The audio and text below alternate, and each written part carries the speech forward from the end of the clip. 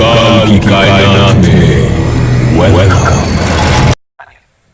कामयाबी की रोशनी में हम अक्सर ये भूल जाते हैं कि कुछ चमकते सितारे ऐसे भी हैं जिनकी शुरुआत सिर्फ एक सपने से हुई थी। ये हैं कुछ ऐसे ही सितारों की अनकही कहानियां। ये है किस्सा ख्वाबों का। सोचने में अजीब लगता है, लेकिन एक जमाना ऐसा था जब नवाजुद्दीन सिद्दीकी एक सहमे हुए कलाकार थे, जो एक थिएटर डायरेक्टर को ये भी नहीं बता पाए कि उन्हें एक्टिंग करनी है। वो पतले दुबले से एक्टर थे जो बहुत हिचकिचाते थे। उन्होंने खुद को समझाया कि बड़े रोल्स के सपने देखना उन्हें छोड़ देना चाहिए। फिल्मों में छोटे रोल्स करके ही वो खुश थे। उनका संघर्ष इतना मुश्किल रहा कि उन्होंने मान लिया था कि उन्हें अपने लायक काम कभी नहीं मिलेगा। किस्सा ख्वाबों का के इस एपिसोड में इंडिया के सबसे टैलेंटेड एक्टर्स में से एक नवाजुद्दीन सिद्दीकी ने हमें बताया कि मुश्किल सफर में जीत हुनर की ही क्यों होती है। नवाज, बॉलीवुड में देखा जाए तो स्ट्रगल, आंसू, पसीने बहाने की बहुत सारी कहानियां। इतनी सारी कहानियों में से आपकी कहानी फिर भी याद रह जाती है। कई लोग मुंबई आते हैं, हजारों लोग आते हैं एक्टर बनने। कई लोग बहुत परेशान हो जाते हैं, कई लोग बिल्कुल ही निराश होकर घर चले जाते हैं। लेकिन आपने इन सब में से कुछ नहीं, निराश जरूर हुए, लेकिन फिर भी अपनी हिम्मत आपने कायम रखी। ये आपने कैसे किया? निराश तो बहुत बार हुआ मैं भी, खैर है ना, और कई बार ये भी हुआ कि वापस चला जाता हूँ। ये सोचा कई बार है, क्योंकि ऐसा होने लगा था कि कुछ होने वाला नहीं है, क्योंकि हर चीज में स्ट्रगल करना पड़ रहा था। मतलब गैस का अगर सिलेंडर भी लाना तो उसके लिए 2-2 महीने लग रहे थे, यू नो। तो ऐसा हो रहा था, पासपोर्ट बनवाने जा रहा हूँ तो बना ही नहीं। हर चीज में मतलब कुछ हो ही नहीं रहा था, कुछ आगे बढ़ ही नहीं रही थी चीज। तो ऐसे 10 साल तक जब ऐसा गुजरता है ना आपके साथ टाइम, तो आपको लगने लगता है कि आप अनलकी हो, मनहूस हो ना। मैं खुद को ये बोलने लगा, मेरा फिर ये हो गया कि मैं सर्वाइव करता रहूँ कैसे भी करके, खाना मिल जाए मुझे। इस तरह की चीजें होने लगी थी कि बाकी तो भूल जाओ, पहले मुंबई में रहने के लिए ना खाना मिल जाए और किराया मिल जाए, उसके लिए कुछ भी करना पड़े। तो इसलिए उसी दौरान मैंने फिर थोड़ी कभी किसी को ट्रेन कर दिया, वर्कशॉप कर ली, इस तरह की चीजें करता रहता था बीच बीच में। मैं एक्चुअली जा इसलिए नहीं पाता था कि घर जाता अपने गाँव, तो वहां तो बोलते पहले कि हमने तुझे पहले ही बोला था कि मत कुछ नहीं होना है, शक्ल सूरत तो देख ले अपनी। तो इसलिए इस डर से वहां पे नहीं जाता था। दिल्ली इसलिए वापस नहीं जाता था, अच्छा गए थे भैया, तुम्हारी तरह और भी बहुत सारे वापस आ गए, तुम भी आ गए, तो कोई बहुत बड़ी बात नहीं। तो इस तरह की इन सवालों से ना डर लगता था, इसलिए जान बचाने के लिए मुंबई में रहना पड़ता था एक्चुअली। इस तरह के सवाल मुझसे ना हो, सवाल मुझसे ना किए जाए, इसलिए रहो यहीं पे और ये डिसाइड कर ले जितना भी मरना जीना यहीं पे होगा, काम मिले ना मिले, लेकिन एटलीस्ट जिंदा तो रहेंगे, यहीं रहना यहीं है। हाँ, बट निकलना नहीं, यहाँ से निकलना नहीं। नवाज, आप बुधाना नाम के गांव से हैं और आपने खुद कहा कि ये गन्ना, गेहूं और गन्स के लिए फेमस है। आपने एक इंटरव्यू में ये भी कहा कि एक ऐसी जगह है जहां मतलब कोई कानून का ज्यादा जोर नहीं है, पुलिस गवर्नमेंट का कुछ इतना असर नहीं हुआ इस गांव में। अब कभी जब आप वहां रह रहे थे, कभी कोई ऐसे हादसे हुए जहां आपको लगा कि मेरी खुद की जान खतरे में? हर रोज होते थे। Really? हर रोज हादसे होते थे वहाँ पे। जैसे क्या? वहाँ पे जैसे क्या है कि जैसे शाम होती है ना तो डकैतियों का खतरा होने लगता है, तो स्पेशली सर्दियों में। हाँ। ये हो रहा था कि पड़ोस के घर में भी एक डकैती हो गया, अब हमारा नंबर है। इसलिए जागना पड़ता था रात भर। अभी थोड़ा सा जैसे है ना, अभी थोड़ा कम हुआ है जब से ये वाली गवर्नमेंट आई है, तो इन्होंने जितने भी क्राइम करने वाले लोग थे ना सबको एनकाउंटर किया। सच में किया वाकई। तो क्राइम अभी यूपी में ना, हमारी तरफ स्पेशली जो वेस्टर्न यूपी में, वो क्राइम तो वो खत्म हो गया, जिससे डर लगता था। लेकिन अभी भी जो एटीट्यूड है ना वहाँ पे लोगों का, वेस्टर्न यूपी में जो एटीट्यूड, वो बहुत डेंजरस है।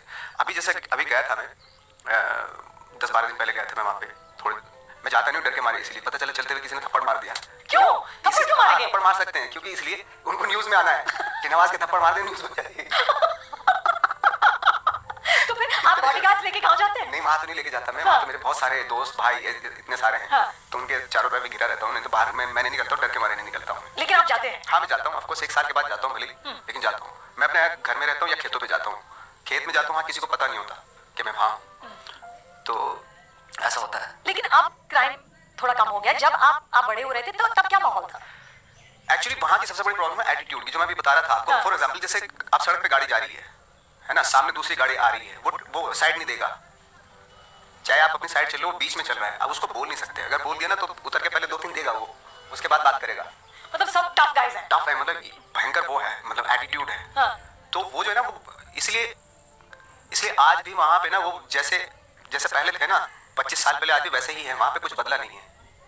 और जब आपको डर लगता था तो क्या होता था? मतलब आप डकैती का डर था, कभी आप खुद किसी मामले में फंसे? कई बार फंसा, कई बार पिटाई भी हुई मेरी एक्चुअली। पिटाई क्यों हुई? क्रिकेट खेले थे एक बार हम लोग, तो मैं रेफरी बना हुआ था, अंपायर बना हुआ था, मैंने आउट दे दिया दूसरी टीम में बीत गया। हाँ, तो दूसरी उन्होंने, हमारे यहाँ बड़े बड़े सरकंडे होते हैं है ना, गन्ने जैसे होते हैं ना, वो सॉलिड होते हैं। हाँ। कि कैसे तूने आउट दे दिया, तो मेरी सरकंडों से पिटाई हुई वहाँ पे। तो वहाँ पे मतलब हर तरीके से ना बहुत ही अजीब सा है वहाँ पे। तो बाकी जैसे फॉर एग्जाम्पल आप बिहार जाओ, बिहार में एटलीस्ट ये तो है कि छोटे छोटे गांव से भी आईएएस ऑफिसर बनते हैं, ये वो। आप जाके हमारे गांव के आसपास में भी थोड़ा सा एक अवेयरनेस आई है, थोड़ा पुलिस में भर्ती हो रहे हैं, आर्मी में जा रहे हैं, तो ये थोड़ा सा अब बदलाव आया है यंगस्टर्स में। लेकिन जो वो तो चलो वो फैमिलीज हैं जो पढ़ रही हैं, जो बिल्कुल पढ़ते नहीं है उनका तो बिल्कुल एटीट्यूड पूरा वही है। हाँ, अब मैं अपने खानदान में सिर्फ अकेला ग्रेजुएट हूँ, बाकी कोई पढ़ा ही नहीं, पढ़ते ही नहीं है। पढ़ेंगे तो बाहर जाएंगे, बाहर देखेंगे तो लोग कितने तमीज़ तहजीब से रहते हैं, वैसा उनको पता चलेगा। तो उन्होंने ना अपनी दुनिया, उनको जैसे बुढ़ाना है ना, बुढ़ाना एक छोटा सा कस्बा है, हाँ। उन्होंने अपनी दुनिया पूरी वहीं बना रखी है। तो शाम को जैसे बैठकों में बैठ जाते हैं, हुक्के चल रहे हैं, तो बड़ी बड़ी बातें होती हैं। तो वहाँ से पूरी कंट्री, पूरे वर्ल्ड की पॉलिटिक्स वहीं से शुरू होती है और वहीं खत्म हो जाती है। उनका मानना ये है, वो बताते हैं कि क्या होने वाला है और क्या हो रहा है कंट्री में। ये इसलिए हो रहा है, ना कोई अखबार पढ़ता, ना कुछ करता, ठीक, सब अपने अपने वो बना रखे हैं। तो जब आप वापस जाते हैं तो क्या माहौल होता है? मैं तो उनकी बातें सुनता हूँ, अगर मैं रिएक्ट करूंगा तो मेरी पिटाई होगी। अभी भी इतने बड़े स्टार की पिटाई होगी? कुछ कोई भी दे देगा वहाँ पे। मैं बता रहा हूँ ना कि जब मेरी इज्जत नहीं होती तो बड़े और क्या होगा वहाँ पे। लेकिन नवाज, वो I am sure they are proud of you ना कि हमारा बेटा इतना सक्सेसफुल। देखिए मेरी फैमिली तो करती है, मेरी फैमिली को तो खुशी होती है, मेरी माँ को खुशी होती है कि भाई हम कैसे फैमिली में से थे, कैसे लोग थे हम लोग, और कहाँ बंदा चला गया, खुशी होती है ना। बाकी जो लोग हैं ना, सबसे ज्यादा तो दुख जो है ना हमारे रिश्तेदार ही होते हैं। मेरे रिश्तेदार हैं तो रिलेटिव्स हैं, मेरे कजन ब्रदर हैं, वो पता क्या बोलते हैं, वो सिनेमा, उनका जो बेटे हैं उनको फिल्म दिखाने ले गए कि चलो फिल्म देख के आते हैं, चलो। तो वहाँ उन्होंने मेरी फिल्म दिखा दी, वहाँ से 40 किलोमीटर दूर एक सिनेमा हॉल है, वहाँ मेरी फिल्म दिखा दी उन्होंने। तो बोले नवाज चाचा है, बोले नवाज यही नहीं है। अरे बोले उन्हीं की फिल्मों को, फिल्मों में गए हुए हैं, फिर वहाँ फिल्मों में काम करते हैं वही हैं। कि नहीं बेटा देखो, ऐसे ये इत्तेफाक है, कोइंसिडेंट है ये कि उसके जैसा फेस है और उसके जैसा नाम है, लेकिन ये नवाज चाचा नहीं है। ना, ये नवाज हो ही नहीं सकता। वो आज तक मानने के लिए तैयार नहीं है कि मैं ही हूँ। ऐसे अब या तो ईगो है वो उनकी, या वो भाग रहे हैं इस चीज से। ये ना भाग रहे हैं। हाँ, ये है, ऐसा है। कई बार ऐसा हुआ कि भाई मेरे जो भाई हैं वो शादी वादी बड़े हो गए थे, तो शादी वादी करना चाहते हैं, तो हमारे खानदान में हमारी शादी भी नहीं हुई, शादी भी नहीं करा, क्योंकि क्या है ना कि हम लोग थोड़ा सा काले हैं, छोटे हैं हमारी फैमिली में। बाकी हमारे जो जितने भी रिश्तेदार हैं ना, गोरे गोरे लंबे लंबे हैं, हाँ। है ना। तो वो लोग बोलते हैं कि इन लोगों से शादी नहीं करेंगे, ये काले और छोटे हैं ये लोग, हाँ। है ना। तो ऐसा है वहाँ। लेकिन अभी भी है। अब ये नहीं कहते कि नवाजुद्दीन सिद्दीकी के परिवार में शादी करो? अब थोड़ा इतना ज्यादा उनको वो नहीं है एक्चुअली, वो इम्प्रेस नहीं हो रहा है। ना उनसे इम्प्रेस ही नहीं होता। मैं क्या कर दूं तुम्हारे लिए, बताओ, मैं प्रेसिडेंट बन जाऊं तब यकीन होगा। यकीन करना नहीं चाहते, क्या है अभी भी, लेकिन है ऐसा। सपोज अब तो चलो मेरी खैर शादी हो गई, अगर मेरी शादी ना होती तो मैं जाके अपने खानदान में किसी से बोलता भाई उससे मेरी शादी, तो आज भी ना करते वो। नहीं, ये हो ही नहीं सकता। मैं बता रहा हूँ ऐसा घुसा हुआ ना, उनके ब्लड में घुसा हुआ है। इसलिए मैं नाम नहीं बता रहा हूँ, किसी को पता चल गया ना तो मेरी सोड़ाई करेंगे आके, और मेरी भी पिटाई हो जाएगी। लगे हाथों। तो नवाज, आपके परिवार में 9 बच्चे, राइट? 9 बच्चे हैं जिनमें से आप सबसे बड़े, लेकिन आपसे भी बड़े एक भाई थे जो कुछ महीनों के बाद वो चल बसे। ये कहाँ से पता चला आपको? आपने अपनी किताब में लिखा। अच्छा, हाँ। और आपने कहा कि उनकी तरह आप भी थोड़ा वक्त से पहले पैदा हुए थे, आप भी प्रीमेच्योर थे और आपकी आंखें भी बहुत लाल थी। तो जब एक बेटा खो दिया था तो क्या आपके माँ बाप आपके साथ थोड़ा ओवर प्रोटेक्टिव थे? हाँ, बहुत ज्यादा थे, क्योंकि मैं भी बचपन में बहुत ही कमजोर पैदा हुआ था। तो और एक बार तो मेरी माँ बता रही थी कि मेरी सांस सब रुक गई थी, तो बेहोश हो गई थी मदर भी, कि ये भी गया, ऐसा हो गया था उनको। तो काफी ज्यादा थे, बट प्रोटेक्टिव तब तक थे जब तक मैं थोड़ा सा बड़ा हुआ, 6-7 साल। उसके बाद तो हमारे यहाँ छोड़ देते हैं कि अब जाओ, जब हो गया तेरा, फिर दूसरा आ जाता है ना फिर। इसलिए हम 7 भाई हैं, 2 बहनें हैं, तो हर 2 साल के बाद एक हो जाता था। तो किसका कितना ध्यान रखे? 3 साल का हुआ, चल हट, दूसरा आ गया। वो 3 साल बाद दूसरा आ गया, ऐसा था। लेकिन नवाज, आपकी माँ मेहरुनिसा हमेशा चाहती थी कि आप स्कूल जाएं और आप पढ़ाई करें, और मैंने पढ़ा कि वो अपने जेवर गिरवी रखकर आपको स्कूल भेजती। तो क्या आपको उस वक्त पता था कि वो क्या कर रही है और क्या आप अच्छी स्टूडेंट थे? नहीं, मैं अच्छा स्टूडेंट तो नहीं था, क्योंकि पहली बार मैं स्कूल में गया था, अपने खानदान, पूरे खानदान में पहली बार मैं स्कूल में गया। और मदर को कहीं से लगा था कि स्कूल जाना चाहिए, ये वो सब। अपने रिश्तेदारों को उन्होंने अपने ननिहाल में, ददियाल में देखा होगा मदर ने कि वो उसका बच्चा पढ़ लिख के थोड़ा अभी काम करने लगा, जॉब करता है, और जब आता था तो अच्छे कपड़े पहन के आता था, तो वो अच्छा लगता था मेरी मदर को कि क्योंकि पढ़ा लिखा है इसलिए अच्छे कपड़े पहने, तो भी मैं भी अपने बच्चों को पढ़ाऊंगी। तो मेरा फिर एडमिशन जब हुआ, वहाँ पे सरकारी स्कूल था, वहाँ पे पढ़े हम लोग। उसके बाद धीरे धीरे जैसे बड़ी क्लासेस में आते गए, तो फिर पैसा वैसा इतना ज़्यादा तो था नहीं, तो जब भी मुझे ज़्यादा पैसे की ज़रूरत पड़ती थी एडमिशन के लिए या बुक्स के लिए या कुछ ऐसी चीज़ें लानी पड़ती थी, तो छोटे मोटे जेवर वेवर दे देती थी वो, तो जाके मैं सुना के यहाँ दे देता था और उससे पैसे ले आता था। तो गिरवी रखते हैं उसको, तो जब कभी तो पैसा आप खुद ही जेवर ले जाते कई बार मैं खुद देके आया। इवन जब दिल्ली में सिक्योरिटी का काम कर रहा था तो वहाँ पे मुझे 5,000 की ज़रूरत थी। तो मैंने अपनी माँ को बोला कि मुझे जॉब मिल जाएगा, 5,000 दे दो। तो उन्होंने फिर पैसा तो होता नहीं था, जेवर दिए अपने, 5,000 लिए और वहाँ पे उसको ला के जॉब मिल गया था। लेकिन फिर भी आपने स्कूल में ज्यादा मतलब ध्यान नहीं लगाया? ध्यान लगाने की कोशिश करता था, बट मैं ज़्यादा ब्राइट नहीं था एक्चुअली, मैं बहुत ही डल था एक्चुअली पहले। पढ़ाई में? हाँ, पढ़ाई में ये था। पीछे बैठने वाले लोग थे, ऐसा कुछ खास वो नहीं था। मेरे क्लास के लोगों को पता नहीं था कि मैं भी हूँ क्लास में। आप बहुत चुपचाप थे? हाँ, चुपचाप रहता था, नहीं शैतानी करता था, बट वो जिनके साथ करता था वो दूसरे लोग थे, मेरे मोहल्ले के लोग थे। तो स्कूल में बिल्कुल ही क्वाइट? स्कूल में क्वाइट, हाँ, किसी को पता ही नहीं था कि मैं हूँ स्कूल में। और आपने कहा कि रामलीला बहुत पसंद है? हाँ, रामलीला, हाँ। तो क्या पसंद था उस वक्त का, और कौन सा कैरेक्टर जो आपको बहुत याद है? रामलीला में मुझे ऑफकोर्स राम का कैरेक्टर पसंद आता था, क्योंकि मेरा जो बैचमेट था वो राम का रोल करता था, मदन नाम था उसका। तो जब वो क्लास में बैठता था ना तो सारे लड़के लड़कियां जो है ना, 2-3 लड़कियां पढ़ती थी, बाकी तो सारे लड़के ही होते थे। तो सब लड़कियां लड़कियां उसको देखते थे, उसकी इज्जत देते थे, क्योंकि राम का रोल करता था। वो भी बिल्कुल ऐसे ही रहता था पूरा। अच्छा, कभी आउट ऑफ कैरेक्टर नहीं होता था? ना, वो उसकी जाती जिंदगी में बिल्कुल वो राम जी हो गए थे पूरे। वो बहुत ही नेक इंसान हो गया था वो। मैं भी शायद रोल का असर पड़ा उसके ऊपर, है ना। तो ऐसे ही रहने लगा था वो। मैं भी जब देखता था उसको तो मुझे लगता था यार इंसान को ऐसा होना चाहिए जैसा ये है। ये बिल्कुल शरीफ और बहुत ही तमीज से बैठने वाला, अपना काम करने वाला, बाकी गाने भी नहीं देता वो, है ना। तो ऐसा बनना चाहिए। तो तब से मुझे उसको देख के मुझे लगा था कि मुझे रामलीला देखनी चाहिए। तो मैं रामलीला देखने जाता था अपने गाँव में, हर रोज जाता, मतलब जब भी होती थी वो 12-15 दिन की रामलीला होती थी। तो राम का कैरेक्टर मुझे बहुत फैसिनेट करता था, इसीलिए बिकॉज ऑफ मदन, क्योंकि वो इतना अच्छा था और मदन भी इतने ही अच्छे थे। मदन भी इतने अच्छे थे। और आपने कहा पिक्चरें भारत टॉकीज में देखते थे? भारत टॉकीज तो बाद में बना था। हाँ, पहले कहाँ था? पहले तो था ही नहीं। पहली पिक्चर कब देखी? पहले टीन का होता था, टीन होता ना, ये हाँ, टीन का, हाँ। इसका सिनेमा हॉल था। हाँ, गाँव में था, नदी के पास। तो वहां जाते थे देखने के लिए। तो वो क्या था, उसका एक दरवाजा नदी की तरफ खुलता था, सड़क की तरफ खुलता था उसका दरवाजा। तो वहीं से जो अपनी गाय भैंसे नहलाने के लिए ले जाते, तो वहीं से सिनेमा के आगे से ही, पर्दे के आगे से ले जाते थे और ईंटों पे बैठते थे हम लोग। हाँ। फिल्म देखने के लिए। तो कभी कभी एक इंसिडेंट हुआ था, मैं कोई जितेंद्र की फिल्म देख रहा था, तो जितेंद्र का मिड शॉट था और नीचे से जा रही थी भैंस गाय। तो ऐसा लग रहा था जितेंद्र उस पर बैठे जा रहे। तो लाइफ और सिनेमा का बिल्कुल अद्भुत मिश्रण। एग्जैक्टली वैसे ही था। और फिर ये भारत टॉकीज कहाँ था? भारत टॉकीज बहुत बाद में बना। तो ये एक पक्का थिएटर है? हाँ, ये पक्का थिएटर। तो वो बंद हो गया अभी हमारे यहाँ पे, वहाँ पे कोई सिनेमा हॉल नहीं है अभी फिलहाल। बुडाना में कोई नहीं? हाँ, सब बंद हो गए। तो कितनी दूर जाना पड़ता है? 40 किलोमीटर दूर वही मुजफ्फरनगर है, वहाँ पे डिस्ट्रिक्ट, वहाँ जाना पड़ता है। तो कभी मतलब आप लोग जब छोटे थे तब जाते थे मुजफ्फरनगर? नहीं, हम वहाँ तब भी देखने जाते थे हम लोग, वहाँ पे भी फिल्में देखने जाते। और एक आधे रास्ते में शाहपुर एक जगह है, गाँव है, वहाँ पे देखने भी जाते थे। वहाँ पे एक सिनेमा हॉल बना होता।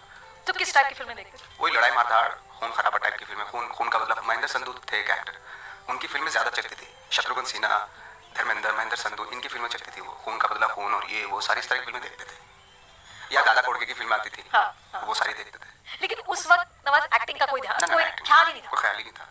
तो क्या ख्याल था मन में, क्या था कि क्या करूंगा मैं? मन में ऐसा कुछ नहीं था कि क्या करेंगे, बस ऐसा था पढ़ाई कर लेंगे, कहीं जॉब कर लेंगे टाइप में, ऐसा था। कोई जैसे बर्निंग डिजायर होता है वो, ऐसा कुछ भी नहीं? ना, ऐसा कुछ नहीं था। इंटरमीडिएट जब मैं कर रहा था तब मेरा दिमाग ऐसा होने लगा कि मैं यहाँ से, क्योंकि गांव में बहुत ज्यादा लड़ाई झगड़े होते थे, तो मेरा मन करता था बाहर चले जाऊँ, कहीं साधु बाबा बन जाऊँ, पहाड़ चले जाऊँ कहीं। हाँ, जैसे बाहर निकलूंगा तो मैं भाग जाऊंगा यहाँ से, अपने गाँव से, और कहीं पहाड़ में जाके बस जाऊंगा, इस तरह का था मेरा। तो ये दिमाग में था मेरे। फिर बाहर जब मैं आया, दिल्ली आया, तब जाके मुझे पता चला कि अगर ये तो अलग ही लाइफ है, अच्छा है। तो तब थोड़ा सा आइडिया होना शुरू हुआ। और जब आप छोटे थे, आप बहुत दुबले पतले थे, तो इसलिए आपके फादर ने कुश्ती कराई। हाँ, और आपको फिर तीतर पहलवान के नाम से लोग जानते थे। तो ये क्या था? एक्चुअली पतला दुबला था मैं। हाँ। तो मेरे फादर ने मुझे कहा कि पहलवान बन तू, और हमारे यहाँ पहलवानी सिखाई जाती थी, बाकायदा अखाड़े होते थे, वहाँ पे एक्सरसाइज करते थे लोग। तो मैंने भी कोशिश की पहले शुरू में, लेकिन मैं बहुत ही सुस्त किस्म का था, क्योंकि एनर्जी कुछ थी नहीं। फादर ने मुझे अलग से उसमें डाल दिया। क्यों डाल दिया? चलो अब फादर ने बोला तो चलो करना ही पड़ेगा अब तो क्या होता था, हमारे यहाँ जो कुश्तियाँ होती थी ना अखाड़े में, वो अगर एक कुश्ती हो रही तो कम से कम आधा घंटा लगता था उसमें जीतने में।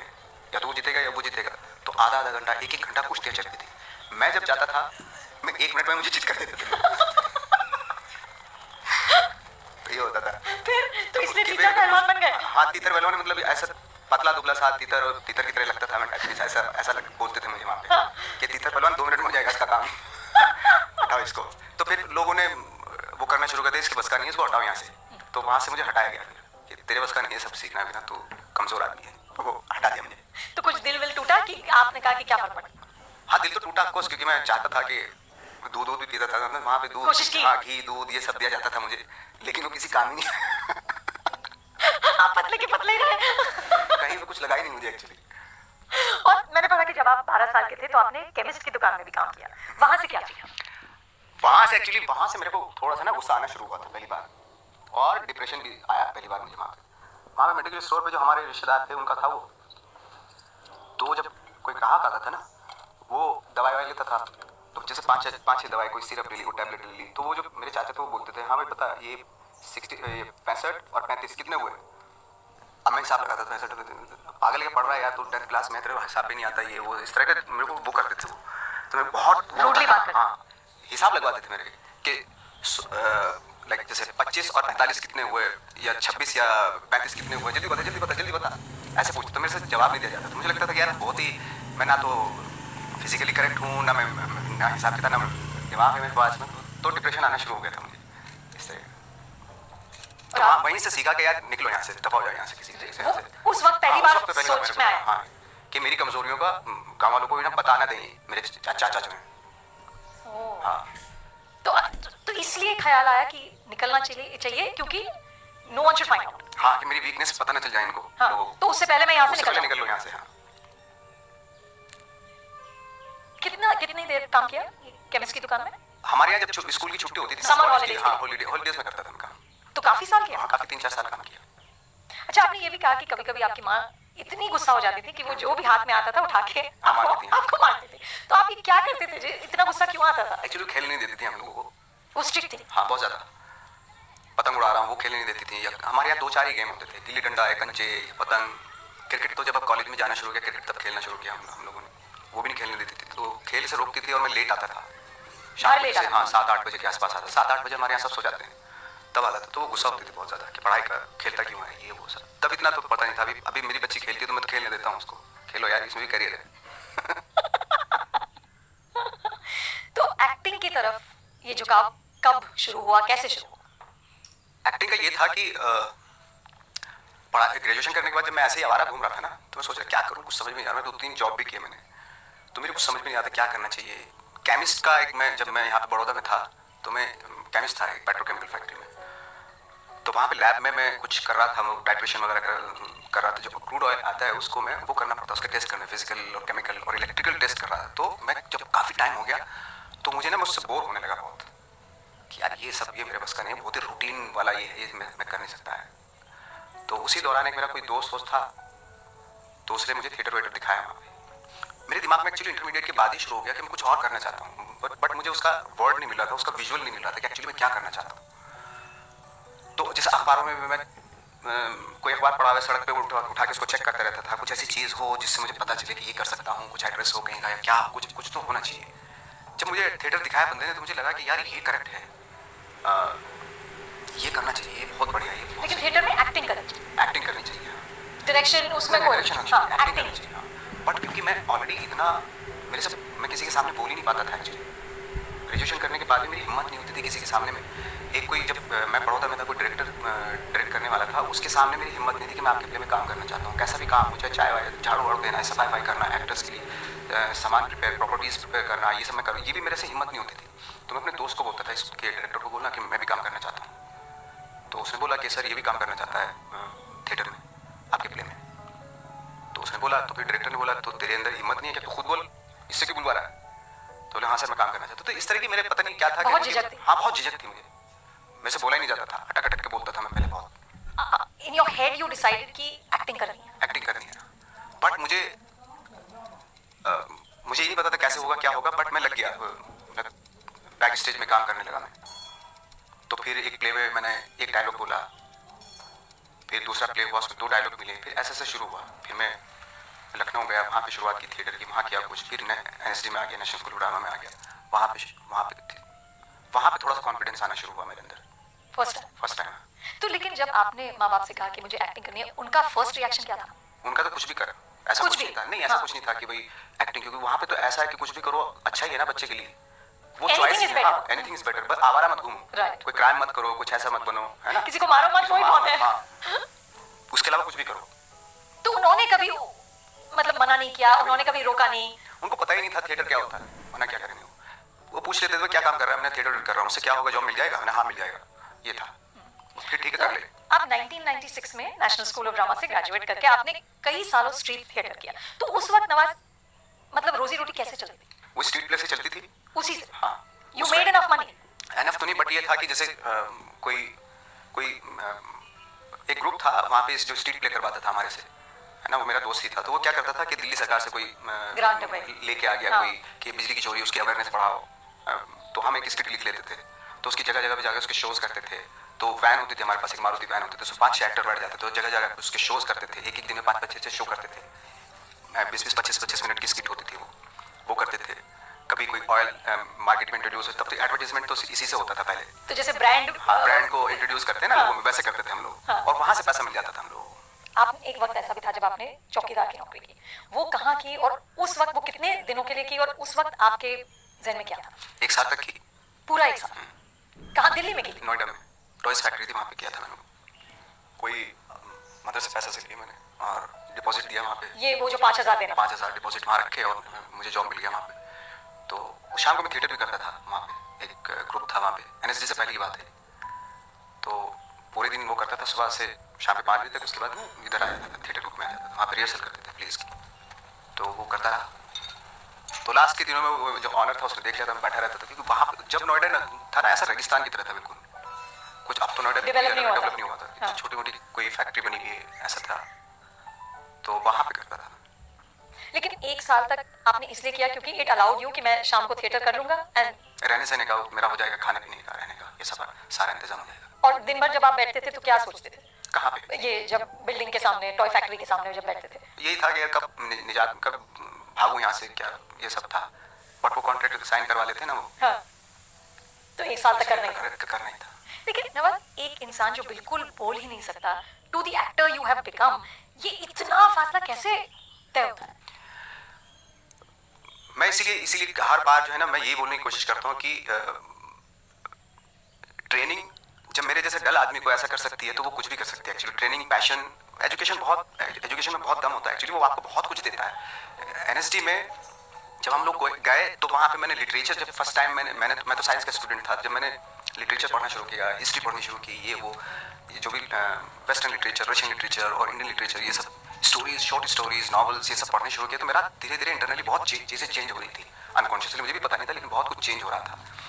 थॉट आने शुरू हो गए थे, इमेजिन करना शुरू कर दिया था मैंने चीज़ों को, एक एस्थेटिक सेंस भी आना शुरू हो गया था, जो उसकी हर चीज़ की क्लासेस होती थी हमारी, एस्थेटिक सेंस की भी, एस्थेटिक की भी क्लास होती है हमारी वहाँ पे। तो उन सब चीज़ों ने अनोइंगली बहुत सारी चीज़ें बदलनी शुरू कर दी मेरे अंदर, और एक कॉन्फिडेंस भी आना शुरू हो गया था नेशनल स्कूल ऑफ ड्रामा में। तो ये just because of training, actually training की वजह से सारा हुआ। और मुंबई आने का डिसीजन कैसे लिया? वही जब मैं स्ट्रीट प्ले कर रहा था एनएसडी से निकलने के बाद, तो वो भी 3 साल तक काम किया मैंने, स्ट्रीट प्लेस किए, फिर उसके बाद वो भी बंद हो गया, फिर खाली 1 साल बैठा रहा मैं वहाँ पे। तो मैंने सोचा 1 साल आप दिल्ली में विदाउट वर्क बैठा रहा वहाँ पे। फिर कैसे चला काम? नहीं वैसे तो ऐसे हमारे रूम था हमारे पास एक, काफ़ी टाइम तो हॉस्टल में गुजारे हमने, 1-2 साल तो हॉस्टल में निकाल दिया था, चुपके से जाते थे रात में, हॉस्टल की छत पे सो जाते थे, फिर वहाँ से चुपके से पीछे कूद के फिर वापस आ जाते थे ऐसे। तो देख बीच में हमारे जो हॉस्टल के वार्डन थे वो देख, पास आउट बहुत सारे होते हैं वहाँ पे जो कहीं जाना नहीं चाहते, वहीं रहना चाहते हैं, तो वो बहुत सारे, उनके साथ हम भी थे। तो जब एनएसडी से निकले ना, बहुत बड़ा धक्का लगा, क्योंकि वहाँ पे स्कॉलरशिप भी थी, वहाँ पे मेस भी था, खाना भी मिलता था, सोने के लिए भी मिलता था, तो बहुत आरामदायक जिंदगी थी वहाँ पे। सिर्फ आप एक्टिंग के बारे में सोचो, हाँ एक्टिंग पे। जब वहाँ से निकले तो दुनिया दिख गई, यार ये तो बहुत ही अजीब सी दुनिया, यहाँ तो खुद कमाना पड़ेगा और खाना पड़ेगा, अब तो ऐसे था। तो बिलीव नहीं हो रहा था कि ये ऐसी भी दुनिया है जहाँ खुद करना पड़ता है, क्योंकि बहुत आराम दे देती है एनएसडी। तो जब 1 साल वो मेरा, जब 1 साल 99 का टाइम था, वो मेरा बहुत बुरा गुजरा। तो मैंने सोचा कि यार जब भूखे यहाँ मरे तो चलो मुंबई में जाके ट्राई करते हैं, वहाँ जाएंगे तो एटलीस्ट ये तो रहेगा कि हाँ गए। हाँ। तो एक मुझे प्ले का एक वर्कशॉप मिली मुझे, डीपीएस स्कूल है वहाँ पे। कहाँ? दिल्ली में मथुरा नहीं, वो क्या नाम है, फरीदाबाद में। तो वहाँ से पीयूष मिश्रा जो थे उन्होंने मुझे दिलवाई, उन्होंने बोला कि एक प्ले डायरेक्ट करना है वहाँ पे, कर देगा? हाँ कर दूंगा। तो मैंने वहाँ पे एक प्ले डायरेक्ट किया और मुझे 5,000 रुपये मिल गए वहाँ से। मैं इस पैसे को लेकर मैं जाता हूँ मुंबई, तो मैंने टिकट हुई, ट्रेन का फ्रंटियर ट्रेन चलती है, वो पंजाब से आती है, उसमें बैठे सीधा मुंबई, आके सीधा जहाँ बहुत सारे एक्टर रहते थे, राजपाल वगैरह सब लोग रहते थे, एक कॉलोनी थी यहाँ पे, वेस्टर्न एक्सप्रेस हाईवे पे थी, गोरेगांव ईस्ट।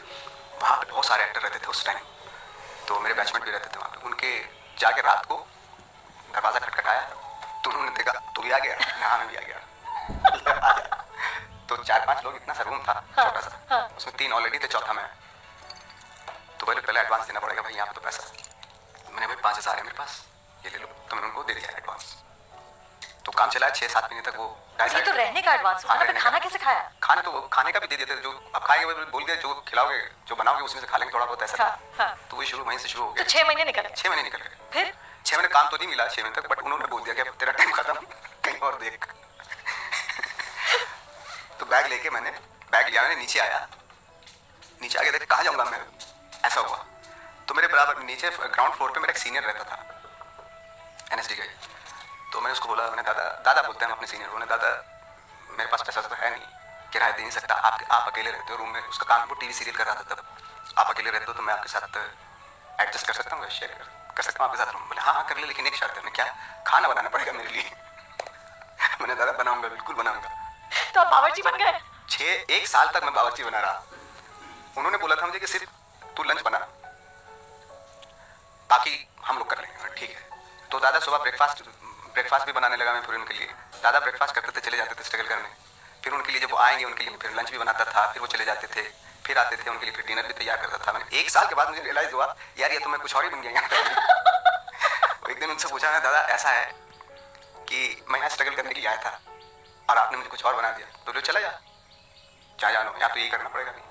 मैंने ठीक है कोई बात नहीं। तो बैग लिया, मैं निकला। ये DN नगर की तरफ में आ रहा था। एक दोस्त था मेरा वहाँ पे, वहाँ रहता था। मैं उससे रिक्वेस्ट करूँगा मैं कि अगर कुछ एडजस्ट कर लो मेरे साथ। तो फिर उसके साथ रहा। वो उस दौरान मेरा बहुत बुरा हशर हो गया था एक्चुअली। 1-1.5 साल तक मेरे पास कोई पैसा, एक पैसा नहीं था।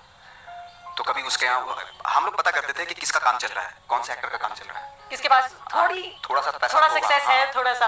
अब जैसे कुमुद मिश्रा, वो यारी रोड पे रहते थे। तो उन्हें कुमुद भाई सीरियल कर रहे हैं, तो स्वाभिमान वगैरह तो सीरियल शांति स्वाभिमान, तो उन्हें स्वाभिमान चल रहा है, दादा का काम चल रहा होगा, पैसा आ रहा होगा, उनके पास ही चलते हैं। तो उनके पास चले जाते थे। तो 2-4 दिन वो रखते थे, फिर खुद ही शर्म आती थी, ज़्यादा प्रेशर मत डालो उनके ऊपर। हम फिर निकल जाते कहीं और, जिसका तो 4-5-6 दिन यहाँ पे, 5-6 दिन वहाँ पे, ऐसे करके गुजारते थे। बट ऐसे 1 साल निकाला? 1-1.5 साल तक ऐसे किया। मेरा तो एक वक्त पे ये हाल हो गया था कि टॉवल मेरा कहीं और रखा है, ब्रश कहीं और रखा है, नहाता कहीं और था, खाना कहीं और खाता था। किसी को पता ही नहीं चला कि आप उनके साथ रह रहे हैं। किसी को समझ ही नहीं आया कि आप। हाँ, किसी को पता नहीं किसके साथ रहता हूँ। 5-5 दिन देता था मैं उनको। तो इसी को आपने डिस्क्राइब किया था क्या? आपने कहा कि मैं सीक्रेटली होमलेस था, तो क्या ये था सीक्रेटली होमलेस? यही था कि यहाँ से उधर, उधर से उधर। उसी बीच में मेरा ना बहुत वीक हो गया मैं, कभी खाना भी नहीं मिलता था ना, कभी वीक हो गया। तो ये होता था कि जैसे क्या करें, कुछ आप स्ट्रगल भी करना, लोगों से मिलना भी जरूरी है। करेक्ट। और एक you have to look good. Good. तो क्या होता था, बाल में ऐसे पकड़ता था, ऐसे हाथ में आ जाते थे, बहुत वीक हो गया था मैं एक्चुअली। तो तब दोस्त तो 2-3 दोस्त जिनके काम नहीं चल रहे थे, उनके पास जाके ना थोड़ा सा वो होता था, राहत से मिलती थी कि एक्चुअली इसका भी काम नहीं चला, मेरा भी नहीं चला, कोई बात नहीं, सब दुनिया ठीक है, ऐसा होता था कि मैं अकेला नहीं, बहुत सारे लोग हैं ऐसे। बट इस वक्त जब आपकी ये हालत है और आपको कास्टिंग डायरेक्टर्स कह रहे हैं कि लेकिन आप तो एक्टर लगते ही नहीं हो, और आपने कहा कि आप वो फेक फेयर एंड लवली लगाकर अपने आप को गोरा करने की कोशिश कर रहे हैं, तो इस वक्त नवाज, आई अंडरस्टैंड, आपने कहा कि मेरी हिम्मत नहीं टूटी क्योंकि मैं घर नहीं जाना चाहता था, लेकिन from one day to the next आपने कैसे अपना, मतलब जस्ट टू स्टे देयर और टू से कि किसी दिन तो होगा, क्या आप करते कैसे थे?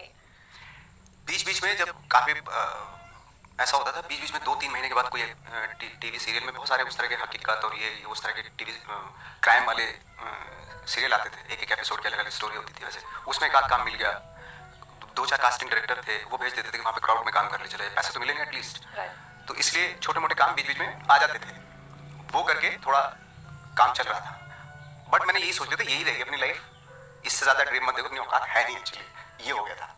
Really? हाँ, तो उसी में खुश रहो, दुखी होने की जरूरत नहीं है। और आप उसी में खुश रह सकते? आप खुश थे? बिल्कुल खुश था। मुझे खाना चाहिए था, जिस दिन मुझे खाना मिल जाता था ना, मैं दुनिया का बादशाह हो जाता था। ऐसे तो कौन है, कौन आसपास दिखाओ, मेरी मर्जी का जिस दिन खाना मिल गया है ना, और पेट भर के खा लिया मैंने, तो उस दिन तो मैं बादशाह होता था, राजा होता था। और उससे ऊपर आपने सोचा नहीं? उससे ऊपर सोचा नहीं था। ऑडिशन, हजारों ऑडिशन देते, तो ऑडिशन समझ में नहीं आता किसी को, बोले यार एक्टिंग तो अच्छी की है, लेकिन पता नहीं पता नहीं कुछ मिस हो रहा है। मैंने क्या मिस हो रहा है, कहीं बताओ, वो भी पूरा किया जाए। बोले पर्सनैलिटी वो है नहीं एक्चुअली बात। ये कहाँ आपसे मटेरियल नहीं है, हीरो मटेरियल नहीं है। क्या करें सब बताओ ना, उसके लिए क्या करें, कुछ तो बताओ। तो उस तरह का होता था। एंड स्टिल आप वापस जाते थे घर में और अगले दिन फिर ऑडिशन? हाँ, हर रोज, मतलब एक सुबह निकले 4 बंगला से, आदर्श नगर से शुरू करते थे और बैंड्रा तक जाते थे ऑडिशन देते। बहुत सारे फोटोज होते थे और बायोडाटा होता था, तो सबको बांटते हुए जाते थे। ये लो। लेकिन नवाज, जब आप सालों साल तक ये सुन रहे हैं कि नहीं पर्सनालिटी नहीं है, आप तो एक्टर बन ही नहीं सकते, तो फिर आपने कभी ये नहीं सोचा कि चलो इसे छोड़ो कुछ और काम करते? नहीं, ये तो कभी नहीं। मतलब एक्टिंग वाज द कॉलिंग। हाँ, एक्टिंग ही करना तो एक्टिंग ही था। बीच बीच में क्या हुआ, वर्कशॉप भी करने लगा था मैं जब थोड़ा 8-9 साल के बाद ना। बीच में मुझे वर्कशॉप पे आ जाते थे, भाई एक्टर है उसको ट्रेन कर दो, है ना। यशराज से भी आया, रणवीर सिंह को ट्रेन कर दो। तो आपने रणवीर सिंह के साथ वर्कशॉप बाजा बारात बन रही है फिल्म, मैंने सर इतने पैसे दे देना, थोड़ा बहुत पैसे दे देना, ठीक है करो। तो क्या उसको, फिर मैं खुद बिजी हो गया, फिर मुझे कोई काम मिल गया तो छोड़, तो दूसरा बंदा आके, दिव्येंदु एक बंदा है, दिव्येंदु भट्टाचार्य, वो आके उसने वर्कशॉप ली उसकी। तो ऐसे राजीव खंडेलवाल है, उसकी पहली फिल्म बन रही थी, राजकुमार गुप्ता कर रहा था वो फिल्म डायरेक्ट, आमिर। हाँ, उसको ट्रेन किया। तो बड़ा इस तरह का बीच में थोड़ा हो जाता था बीच में ऐसा। हाँ।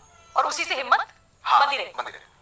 नवाज, आपकी पहली फिल्म सरफरोश 1999 में आई और उसके बाद आपने काफी छोटे रोल्स किए। 2003 में मुन्ना भाई MBBS की उसमें आपने पॉकेट मार का रोल किया, जो बेचारा बड़ा पिटता है। और आपने कहा कि आपके पिताजी वो फिल्म देखकर बड़े निराश हुए। हाँ। क्यों?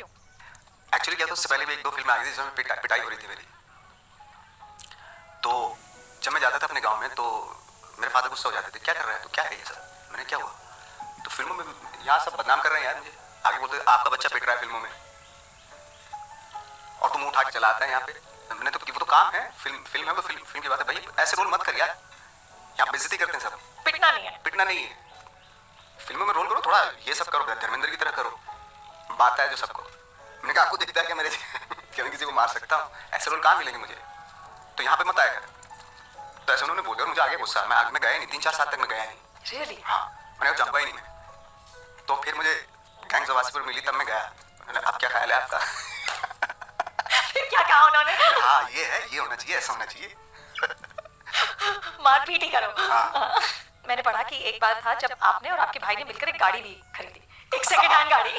हाँ। और वो भी चोरी हो गई। उसका क्या था? एक्चुअली क्या हुआ, फिल्म की शूटिंग चली थी ब्लैक एंड व्हाइट, घई साहब मुझे ने बनाई थी वो फिल्म। राइट। उसकी शूटिंग करके आया मैं, और मैंने अपने घर के आगे सेकंड हैंड गाड़ी पार्क की और आया रात में, ये 10-10:30 बजे की बात है। तो ऊपर गया, मुझे लगा यार सिगरेट लेने के लिए नीचे जाता हूँ। नीचे आया तो देखो गाड़ी गायब मेरी। मैंने अपने भाई को फोन किया, वो भी शूटिंग कर रहा था वो। तो मैंने कहा यार वो गाड़ी नहीं है, तू लेके गया क्या? मैंने नहीं, मैं तो बाइक से आया था। मैंने मेरी गाड़ी नहीं है यार। तो गाड़ी नहीं है तो जाओ पुलिस स्टेशन जाओ, अगर होशियार है तो मैं होशियार पुलिस स्टेशन। मैंने सर मेरी गाड़ी है ही नहीं, कोई चोरी हो गई। तो बोले कितना पेट्रोल था उसमें? मेरे ख्याल से होगा कोई 1.5 लीटर के आसपास तो होगा। तो बोले एक काम करो, यहाँ से जुहू तक देखो और जुहू से फिर जाओ जोगेश्वरी तक, और अपनी गाड़ी खुद ढूंढो। हाँ, हम भी देख लो, उन्होंने भी हेल्प की। हम इधर देखते हैं, तुम पहले ये चेक करो। तो मेरा भाई इतने में आ गया, उसकी बाइक पे बैठ के पहले जुहू गया और जितने आसपास की गाड़ियां हैं सब देखता जा रहा मैं, तो कहीं मुझे मिली नहीं गाड़ी। फिर अब जोगेश्वरी की तरफ गए हम लोग और एक गली छानते जा रहे हैं। तो सुबह के 5 बज गए थे और 7 बजे मेरा शूटिंग का शॉट था, ब्लैक एंड व्हाइट के। तो पूरी रात ढूंढते कहीं नहीं मिली, चप्पा ढूंढा, एक गली ढूंढी हमने, कहीं नहीं मिली मुझे गाड़ी। तो मेरा भाई बोला नवाज भाई एक ये गली है, इसमें देखते हैं। मैंने पागल है, यहाँ गाड़ी कैसे जा सकती है, इतना बड़ा प्लेटफॉर्म था उसका। तो नहीं, यहाँ पे गाड़ी कैसे जा सकती है, इतना बड़ा प्लेटफॉर्म है, यहाँ पे चढ़ ही नहीं सकती गाड़ी। तो बोले चलो देख लेते हैं, सारी देख ली, लास्ट के रह गई, देख लेते हैं। तो चलो हम बाइक उस पर चढ़ाई कैसे उस गली में, और आगे चलते जा रहे थे, देखा सामने मेरी गाड़ी खड़ी है। मैंने पुलिस को फोन, होशियार पुलिस स्टेशन में, सर आ जाइए इधर, यहाँ पे और यहीं पे रहता है बंदा कोई जिसने चोरी की, आप आ जाओ। तो आया पुलिस वाला आया, उसने बोला कि मिल गई गाड़ी ना? हाँ, ले जाओ। मैं ले जाओ, चोर को नहीं पकड़ोगे, आप यहीं आसपास पता तो करो। मैंने भाई अगर चोर को पकड़ लिया ना, तेरी गाड़ी भी थाने में रखी जाएगी, केस चलेगा, ये होगा। मैंने नहीं चाहिए भाई अपनी गाड़ी, हम ले गए अपनी गाड़ी। तो ये बज गए थे 7 और 7:30 बजे मेरी शूटिंग थी। मैं पूरी रात सोया ही नहीं, पूरी रात में गाड़ी छानता रहा। पूरे पहुंचा मैं, बिल्कुल मुझे ऐसे आ रही है। जाते ही जैसे सेट पे पहुंचा, मुझे फर्रा थमा दिया, डायलॉग के लिए याद कर लो और आप लेट आए हो, जब शॉट रेडी है। मैंने देखा, मैंने पूरा पेज है डायलॉग का, तो मैं डायलॉग याद कैसे करूँ, याद ही नहीं हो रहा क्योंकि मेरा दिमाग कहीं और ये सब हो रहा था। तो एनीवे गई साहब ने पूरा लगा दिया, चलो चलो चलो आओ जल्दी आओ। तो कौन थी वो, शेफाली सामने थी, शिफाली शाह। शेफाली शाह हाँ। वो सामने थी और उनके साथ शॉट था मेरा। तो एक्शन हुआ तो मैंने डायलॉग बोलना शुरू किया, तो दो इतने बड़े पेज में 2-3 लाइन मेरी याद हुई थी, तो मैं बोलना शुरू हुआ था। उसके बाद उनका एक थप्पड़ लगता है, तो मैं डायलॉग भूल जा रहा था, 2-3 बार मैं डायलॉग भूला, तो 1-2 लाइन मेरी निकली मुंह से, उसके बाद उनको थप्पड़ मारा, झंझनाता हुआ मेरा बिल्कुल मैं सही सेंटर में आ गया। मैंने अब हो जाएगा, मैंने डायलॉग याद मैंने डायलॉग याद किया, फिर हो गया था वो शॉट। तो आपने एक रात में गाड़ी खोई और गाड़ी मिल भी गई। गाड़ी मिल भी गई। Amazing, what a great story यार। लेकिन गैंग्स ऑफ वासीपुर में जो आपका कैरेक्टर है फैजल, जो एंड में जो मारता है अपने पिता के खूनी से बदला लेने के लिए, आपने कहा कि वो जो 15 सालों की परेशानियां, जो फ्रस्ट्रेशन था, आपने सब उस सीन में निकाल दिया। उसकी शूटिंग के बारे में बताइए, वो कैसा था? एक्चुअली लास्ट शॉट था वही वाला शॉट था। हाँ, मशीन गन लेके बिल्कुल मैं मार रहा हूँ। हाँ। मैं सच बता रहा हूँ, कैरेक्टर में था ही नहीं,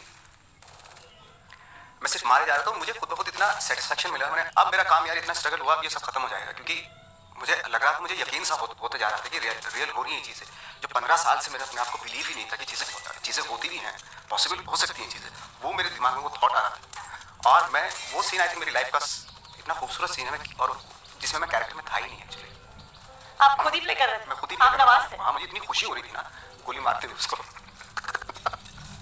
मुझे याद है एक मतलब for a few seconds Faisal रुकता है and then he picks up the gun again, और फिर से मतलब, तो आपको लगा कि अभी फ्रस्ट्रेशन पूरी तरह नहीं निकली है? नहीं निकला, अभी तो और मारा मैंने। और इतने हर शॉट में, हर बुलेट में मेरी इतनी खुशी बढ़ती जा रही थी कि मेरा ये फिल्म रिलीज होगी और मेरा मैं अब वो जो कुमारी वाले दिन थे, जो इतना पूरा टाइम गुजरा है मेरे साथ, वो सब खत्म हो जाएगा। इतना तो एटलीस्ट इतना तो हो ही जाएगा कि मुझे खाना ढंग से मिल जाएगा। अभी ये था, मारता जा रहा था और खुश होता जा रहा था, और वो ऐसा सीन था एक्चुअली। और ऐसा ही हुआ, राइट? गैंग्स ऑफ वासीपुर के बाद ऐसा ही हुआ, करियर ने बिल्कुल टर्न ले लिया। कास्टिंग डायरेक्टर मुकेश छाबड़ा आपको बहुत सालों से जानते हैं, तो उन्होंने कहा कि कुछ साल पहले जब लोग आते थे मुकेश के पास, तो वो कहते थे कि मैं सलमान खान या शाहरुख खान बनना चाहता हूँ, लेकिन अब काफी लोग कहते हैं मैं नवाजुद्दीन सिद्दीकी बनना चाहता हूँ। तो ये सुनकर नवाज जहन में क्या होता है? बिल्कुल कोई भी बन सकता है नवाजुद्दीन सिद्दीकी, लेकिन उसके लिए ट्रेनिंग और उसके लिए बहुत पैशन और अपना जो एक वो होता है ना, बचा के रखना पड़ता है। मेरे साथ अच्छी बात ये हुई कि मुझे उस वक्त पे इतना, मेरे सीनियर्स बहुत सारे लोग ऐसे मिल गए थे ट्रेनिंग के दौरान, जिन्होंने बोला मुझे कि जो अपनी चीज़ें ले जा रहे हो उसको खोना मत। वो जो प्योरिटी है, प्योरिटी, ओरिजिनलिटी है, और जो तुमने सीखा है वो सच है, उसको खोना मत। क्योंकि अगर तुमने जैसे ही बॉलीवुड में सुपरस्टार या स्टार को एम करना शुरू किया कि मैं भी वो बनना चाहता हूँ, तो वो बहुत मुश्किल हो जाएगा तुम्हारे लिए, क्योंकि तुम्हारी अपनी अलग खूबी है। ऊपर वाले ने सबको एक अलग खूबी दे के भेजा है, एक यूनिकनेस दी है सब में, क्योंकि वही लोग देखना चाहते हैं। अगर आप सुपरस्टार की तरह बनना चाहते हो, ऑलरेडी है, तुम्हें क्यों देखेंगे लोग? तो ये चीज़ की ट्रेनिंग मुझे बहुत शुरू में मिल गई थी। बट ये चीज मतलब याद रखना कितना मुश्किल था नवाज? जब पहले तो बहुत स्ट्रगल थी, लेकिन बाद में जब स्टारडम आया तब ये चीज याद रखना कितना मुश्किल था? वो इसलिए क्योंकि मुझे ये मालूम है कि उन्हीं चीज़ों से मुझे मिला है।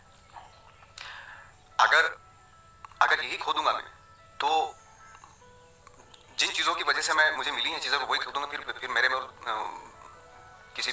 किसी दूसरे में फ़र्क नहीं बचेगा। मेरी जो आदत थी कि मेहनत करने की, सीखा हुआ है मैंने, ऐसे ट्रेंड हुआ हूँ मैं, तो और उसी तरह काम करना भी पसंद करता हूँ, उसी तरह का मेरा बिलीफ है, यकीन है। तो अगर यही खो दिया मैंने और मैंने दूसरी तरीके से सोचना शुरू कर दिया, तो फिर उसके लिए तो बहुत लोग हैं, मेरी क्या जरूरत है। 2012 में नवाज आपने डायरेक्टर श्लोक शर्मा की फिल्म हरामखोर में काम किया था। वो गैंग्स ऑफ वासीपुर में वो सेकंड यूनिट डायरेक्टर थे। वो उन्होंने हमें बताया कि आपने उनको हाँ बोल दी कि मैं तेरी फिल्म में काम करूंगा, स्क्रिप्ट सुने बगैर। और फिर आप जब उनकी शूटिंग के लिए पहुंचे, आपने कहा स्क्रिप्ट तो है ना? आपने पूछा कि भैया कोई स्क्रिप्ट रख रहा है, लेकिन नवाज स्क्रिप्ट सुने बगैर, हाउ डिड यू नो? आपको कैसे यकीन हुआ कि ये बंदा ठीक है, इसकी फिल्म करनी चाहिए? और आपने वो फिल्म 1 रुपए के लिए की? हाँ, इतनी ज़्यादा कोई खास लिए नहीं था मैंने, क्योंकि मुझे मालूम था, एक इसलिए भी की मैंने क्योंकि मैं श्लोक को जानता था, श्लोक के थॉट को जानता था कि जो भी करेगा वो अच्छा करेगा। उस पर मेरा बिलीव था, ट्रस्ट था उस पर मेरा। और आई थिंक हमने 15-20 दिन में 17-18 दिन में पिक्चर की शूटिंग। हाँ, उसने कहा 16 दिन। हाँ, 16 दिन में पूरी फिल्म ही शूट हो गई। शूट कर दी। और ही टोल्ड अस नवाज कि आपके कोई 17 सीन्स थे स्कूल में, एक दिन में कर दिया। आपने एक दिन में किया। ये कैसे किया? हमारा तो ये है ना कि इस तरह की आदत पड़ी हुई है, जैसे थिएटर के टाइम की आदत है कि भाई जैसे प्लेस होते हैं, जैसे जब तो एक कैरेक्टर का रेंज विंग्स में गए, चेंज किया, फिर आगे दूसरा सीन किया, चेंज किया, तीसरा सीन किया, इस तरह का है। वही आदत तब भी पड़ी हुई थी, वही आदत आज भी है। बहुत सारी फिल्मों में ऐसा होता है कि 55 डेज का शेड्यूल लेके चलते हैं, मैं 40 डेज में कंप्लीट कर देता हूँ। मैं कॉस्ट्यूम पहनने में टाइम ही नहीं लगाऊंगा ये सारी चीज़ें आप, क्योंकि वो मान के चलते हैं कि अच्छा आज इतने चेंजेस हैं, चेंज करने में बंदे को 1 घंटा तो लगेगा, 1-1.5 घंटा लगेगा, तो वो माइलेज लेके चलते हैं। मैं इमीडिएटली कॉस्ट्यूम चेंज करके सीधा आ जाता हूँ, सीन बताओ क्या करना है, करके निकलते हैं, चलो इस तरह रहता है। तो थिएटर की आदत पड़ गई थी। तो आई थिंक कितने, हाँ सर, जितने भी सीन थे वो वहीं जहाँ सीन हो रहा था वहीं चेंज करते थे, वहीं सीन करते थे, फिर यहाँ सीन है यहाँ कॉस्ट्यूम चेंज किया, वहाँ जाके सीन कर दिया, इस तरह किया उसको, क्योंकि मुझे मालूम है कि बजट नहीं है उसका, तो जितने कम दिन में होगा अच्छा है। पर नवाज, सक्सेस के साथ ये आदतें बिगड़ी नहीं? अभी नहीं, इनमें तो मैं कभी भी कर ही नहीं सकता इन सब चीज़ों। अभी भी वही है? अभी भी वैसा ही है। अगर मेरा तो ये है कि अगर मैं सेट पे हूँ और उन्होंने बोला चलो आपके पास आधा घंटा है, आप आराम से अपना वैन में जाओ, वhatever जो भी, और बीच में आ गया कोई कि सर एक शॉट लेना है, आप अगर आप अभी कर सकते हो, चाहे खाना भी खा रहा हूँ तो भी जाके शॉट कर दूंगा, ऐसा है। हाँ, मैं तो अभी भी ऐसा ही है, क्योंकि मुझे अच्छा लगता है सारी चीज़ें। खाना वाना ठीक है, बाद में सब देख लेंगे, चाय कॉफी ये वो बातें, सबसे पहले काम करते, मजा आता है उससे। नवाज, 2012 और 2013 में आपकी 6 फिल्मों की स्क्रीनिंग हुई कैन फिल्म फेस्टिवल में, और अनुराग कश्यप ने कहा कि वहाँ की फ्रेंच लड़कियाँ आपके लिए बिल्कुल दीवानी थी। तो क्या आपको कभी लगा कि इतने सालों तक आपको सब कह रहे थे कि हीरो ही नहीं लगता, क्या लगा कि अब देखो मैं कहाँ तक पहुँच गया हूँ? मतलब 6 फिल्में कैन फिल्म फेस्टिवल में, लगता, मतलब अब क्या बोलूं उसके बारे में, मैं क्या कह सकता हूँ? क्या फीलिंग थी? ऑफ कोर्स डेफिनेटली अच्छा तो लगता ही है कि थैंक गॉड कि फिल्में जो थी, आप एक कहने की एक सेंस तो है इस बात की कि अच्छी फिल्में कि करेक्ट फिल्में का चॉइस करने का एक सेंस तो है। इस चीज़ को लेकर खुशी होती है कि थैंक गॉड कि सर्किल मेरा ऐसा रहा है, या ऐसी एजुकेशन रही, ऐसा सर्किल रहा है मेरा कि जहाँ पे मैं एक करेक्ट फिल्म को चुन सकता हूँ, है ना। इस गुड, अच्छा है। और लाइफ एक ही होती है जिसमें आप अपना बेस्ट डिसीजन ले सकते हैं, बेस्ट फिल्में कर सकते हैं। हिट और फ्लॉप तो जिसने आई थिंक 20-25 साल पहले जिसने दुनिया की हिंदुस्तान में सबसे ज़्यादा हिट फिल्में दी हैं, उसका कोई नाम नहीं लेता, लेकिन आज भी बलराज साहनी उस तरह की जो गुरुदत्त उनका नाम लेते हैं, जिनकी उस वक्त पे पकड़ नहीं थी, कोई खास कोई वो भी नहीं था। तो अपने होश और आवाज़ में जो मेरी अकल है, जो मेरी सेंसिबिलिटी है, जो मेरी एजुकेशन है, उसके हिसाब से मैं अगर अलग तरह की फिल्में चूज़ कर सकता हूँ, मैं करूँगा वो तब तक करता रहूँगा, तब तक जब तक हूँ मैं तब तक करूँगा उसको, चाहे कुछ भी हो जाए। लेकिन मुझे लगता है कि जो रेगुलर फिल्में हैं यहाँ पे वो तो आएंगी जाएंगी, आज हिट हो जाएगी, कल को कोई नाम भी नहीं लेने वाला। लेकिन अगर कुछ ऐसी फिल्में मिल जाए मुझे, लकीली कुछ ऐसी फिल्में मिल जाए मुझे अगर कि जिनको मैं पर्सनली पसंद करता हूँ, जिनको मैं पर्सनली करना चाहता हूँ, भले ही ना चले। फॉर एग्जाम्पल मंटो है, मुझे डे 1 मालूम था कि फिल्म नहीं चलेगी, बट हमने उसको बनाई, ये बहुत बड़ी बात है। और ऐसी फिल्में बनती रहे, वो बहुत जरूरी होता है, बनती रहे। थैंक गॉड मैं आज भी प्राउड करता हूँ, भले लोगों को समझ में आए नहीं, बहुत कम लोगों ने देखा उस फिल्म को, बट मुझे अच्छा लगा। मेरे ख्याल से बहुत बड़ा स्टार इन फिल्मों को नहीं कर सकता, क्योंकि उसे मालूम है कि फिल्म नहीं चलेगी, इसलिए नहीं करेगा वो फिल्म, क्योंकि इससे उसकी वैल्यू घट जाएगी, मार्केट वैल्यू खत्म हो जाएगी उसकी, कि क्या साहब आप तो बहुत बड़े स्टार हो, आपकी तो ओपनिंग नहीं लगेगी, फिल्म ही ऐसी है यार, नहीं लगेगी। लेकिन हमने कर ली है ये इतनी। मेरे लिए आई थिंक सबसे बड़ी बात यही है कि जिस तरह के सिनेमा, जिस तरह की फिल्में मैं करना चाहता हूँ, मैं कर रहा हूँ, कर लेता हूँ, भले ही कैसे भी जुटा के कहीं से भी आए, पैसा वैसा आए, लेकिन बना लेते हैं, थैंक गॉड, बस यही है। लेकिन नवाज, जब आप प्रोजेक्ट चूज करते हैं तो ये कभी जहन में नहीं आता कि बॉक्स ऑफिस क्या होगा? सवाल ही पैदा नहीं होता कि मैं करूंगा ही नहीं, मैं करूंगा ही नहीं। मुझे मालूम है फोटोग्राफ का, जब मैंने देखी फर्स्ट टाइम, जब बर्लिन में देखी, ने फिल्म इंडिया में चलेगी नहीं, इतना स्लो पेस है इस फिल्म का, ये चलेगी नहीं फिल्म। जहाँ पे 10-10 गाने डालते हैं फिल्मों में, ह्यूमर है, ये है वो है, वहां पे ये फिल्म थोड़ा नहीं चलेगी। बट मैं तो अभी उस तरह की भी फिल्में करूंगा, वो तो जिद है मेरी, करता रहूंगा, आती है उस तरह की फिल्में करूंगा जो मुझे लगेगा कि हाँ ये मुझे फिल्म करनी चाहिए। इस फिल्म को करने से मेरे अंदर कुछ होगा, कुछ हैपनिंग होगी, मेरे अंदर कुछ चलेगा, मुझे सोचना पड़ेगा। ये कंफर्ट जोन वाली फिल्में नहीं है मेरे लिए, मुझे कुछ थिंक करना पड़ेगा, बैठना पड़ेगा, प्रिपेयर करना पड़ेगा, तो वो करूंगा मैं। और बैलेंस के लिए ठीक है, ये सारी चीजें भी शादी ब्याह वाली भी फिल्में कर रहा हूँ। मुझे याद है आपने मुझे कहा था कि किक जब आपने किक की थी तो आपकी माँ बड़ी खुश हुई थी क्योंकि कपड़े बहुत अच्छे थे। नोटों पे बैठा हुआ हूँ, मैंने कौन सा शॉट अच्छा लगा, बोलो तू हजारों करोड़ों रुपए पे बैठा था ना, वो शॉट बहुत अच्छा था। हर माँ का सपना बेटा करोड़ों की गड्डी पे बैठा हो। उन्होंने फोटोग्राफ भी देखी दिल्ली में आके, मैं कैसे लगी, बोलो यार बहुत ही, तू तो बोला था ये रोमांटिक फिल्म है, लव स्टोरी है, मैंने वही तो थी ये फिल्म, भाई यार पसंद नहीं आई मुझे। तो आपने एक इंटरव्यू में कहा था कि आपने अपनी एक्टिंग और अपने किरदारों में इतने इमोशंस डाल दिए हैं कि कभी कभी आपको लगता है कि अपनी फैमिली के लिए इमोशंस नहीं बचे। क्या मतलब ये सच में एक फीलिंग आती है कि I don't have the emotions anymore? नहीं, ऑफ कोर्स इमोशन होते हैं, एक उससे भी बड़ी चीज होती है रिस्पांसिबिलिटी। और मैं बताऊं आपको कि जब हम लोग सरकारी स्कूल में पढ़ते थे ना, जिसमें 10 पैसे फीस होती थी, और जब अच्छी एजुकेशन नहीं ले पाए तो बहुत एहसास होता था, पूरी जिंदगी एहसास रहा उस चीज का। यू नो, आज मेरी बेटी सबसे बड़े स्कूल में पढ़ती है ना, तो मुझे खुशी होती है। आई थिंक मुझे बहुत खुशी होती है, क्योंकि बहुत सारी चीजें ऐसी रह गई जो मैं करना चाहता था, नहीं कर पाया। तो सब वो एजुकेशन अगर होती मेरे पास, शायद बहुत और थोड़ा पहले कर लेता वो चीजें, यू नो। लेकिन मुझे सबसे बड़ी खुशी होती थी कि जब हम ड्रीम ही करते थे उन स्कूल्स का, कॉलेजेस का, जिसमें हमारी औकात भी नहीं थी। आज मैं पैसा कमा रहा हूँ, मेरी बच्ची सबसे बड़े स्कूल में पढ़ रही है यहाँ पे। इससे बड़ी बात क्या हो सकती है? उसके लिए अगर मैं उसको थोड़ा टाइम ना दूं तो मेरे ख्याल से वो चलेगा, क्योंकि जो मैंने लाइफ देखी है, मैं नहीं चाहता हूँ कि मेरी बच्ची मेरी वो लाइफ देखे। मैंने 15 साल तक मेरे खाने के मतलब ऐसी तैसी हो गई थी, मेरी पूरी बॉडी पूरी खत्म हो गई थी। मैं वो चीज़ नहीं दोहराना चाहता अपने बच्चों के साथ। यू नो, सही एजुकेशन मिलनी चाहिए उनको, वो कभी फील भी नहीं करें। वो शायद अगर उनके सामने मैं अपनी वो लाइफ उनके सामने अगर वो लाइफ आए, वो झेल नहीं पाएंगे। हम तो झेल गए। नहीं, बिल्कुल नहीं। तो आइडिया ही नहीं होगा कि कैसे करें। नवाज, इस वक्त मुंबई में ऐसे हजारों लोग हैं जो स्ट्रगल करने आए हैं, मेहनत करने आए हैं, और बहुत सारे लोगों को आपकी कहानी से बहुत हौसला मिलता है। वो आपको देख के सोचते हैं कि forget nepotism, forget everything else, जो टैलेंट है वो फाइनली उभर के आएगा। तो उनके लिए नवाज आप क्या एडवाइस देंगे? मैं तो बस यही कहूँगा कि जब मेरे जैसा आदमी इतना डल और ये सब किस्म का आदमी जब प्रैक्टिस करने के बाद, एजुकेशन लेने के बाद, मैं जब हो सकता हूँ तो मेरे से तो ज़्यादा होशियार और बहुत समझदार और स्मार्ट लोग बहुत हैं, तो वो तो और भी आगे और भी बहुत कुछ कर सकते हैं। यू नो, मैं तो इसलिए मैं बहुत अंडरलाइन करता हूँ इस चीज़ को कि एजुकेशन, जो भी थिएटर की जो भी एजुकेशन है, सिनेमा की एजुकेशन है, वो इंसान को बदल देती है। क्योंकि मैंने देखा कि बहुत सारे लोग जो मेरे दोस्त थे, एक्टर दोस्त थे, वो बहुत अच्छे एक्टर थे, उन्होंने अपना सर्किल बदल दिया। वही लोग जो इतने अच्छे एक्टर थे, सर्कल चेंज होती है ना, उनका थॉट प्रोसेस चेंज हो गया, बदल गई, उनका एक्टिंग भी मतलब ऐसी हो गई। यू नो, थैंक गॉड मैंने अपने आसपास की जो भीड़, मेरे आसपास के जो दोस्त हैं ना, वो आज भी सिनेमा, वर्ल्ड सिनेमा, ये जो भी एक्सपेरिमेंट कर रहा है उसके लिए सिनेमा की बात करते हैं। मैं इस तरह के रखता ही नहीं कि जो लाइक फॉर एग्जाम्पल जैसे टिपिकल सिनेमा की बात करते हैं, मैं उनको आसपास में भटकने नहीं देता हूँ।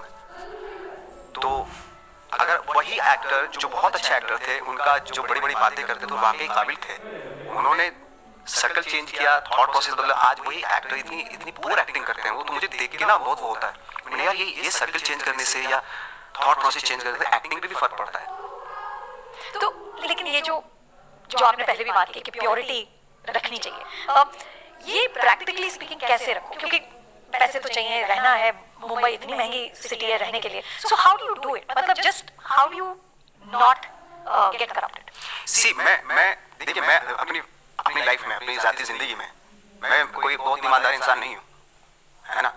मैं भी बहुत सारी गलतियाँ करता हूँ, बट जब मैं कोई कैरेक्टर कर रहा होता हूँ, मेरे सामने एक यही चांस होता है जहाँ पे मैं ऑनेस्ट हो सकता हूँ, जहाँ पे मैं अपना गिल्ट है, झूठ बोलने का जो गिल्ट है, वो उससे पार पा सकता हूँ जब मैं कैमरे के। तो मेरा हमेशा ये एफर्ट रहता है कि जब मेरे सामने जब कैमरा हो तो मैं जितना ऑनेस्ट हो सकता हूँ कैरेक्टर को लेके, जितना ऑनेस्ट हो सकता हूँ उतना ऑनेस्ट, ये चांस दिया है मुझे, चांस मिला है मुझे जहाँ पे अपने कैरेक्टर को लेकर मैं ऑनेस्ट हो जाऊँ।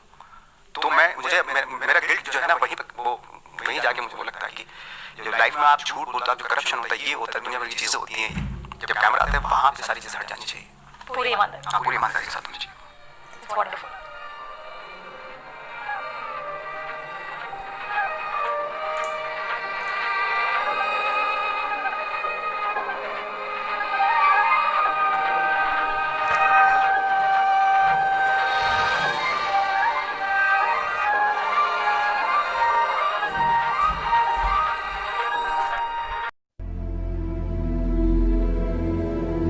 We are conscious that the soil of India is going to be the last theatre of war in this part of the world.